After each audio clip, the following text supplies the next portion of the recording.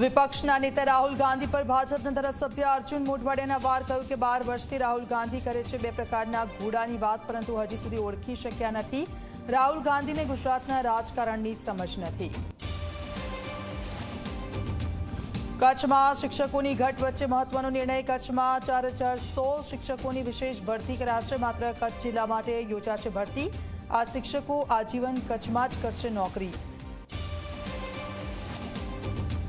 પાટણની HNGUમાં થયેલા MBBS ગુણ કૌભાંડ મુદ્દે નોંધાઈ પોલીસ ફરિયાદ. 7 વર્ષ બાદ 6 લોકો સામે નામજોગ ફરિયાદ કરાઈ.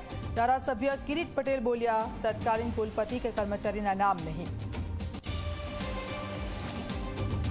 અમદાવાદ બાદ સુરતમાં પણ ગુંડા તત્વો સામે બુલડોઝર એક્શન. કુખ્યાત રાહુલના ગેરકાયદેસર મકાન પર ફરી વળ્યું દાદાનું બુલડોઝર. સુરતમાં 1200થી વધુ ગુનેગારોનું તૈયાર કરાયું લિસ્ટ. રાજકોટમાં મવડીમાં યુવતીના આપઘાત મુદ્દે પરિવારનો આરોપ. પુત્રીને મોત માટે ભુવા કેતન સાગઠિયાને ગણાવ્યો જવાબદાર. કહ્યું કે ભુવાએ બગાડી મારી દીકરીની જિંદગી.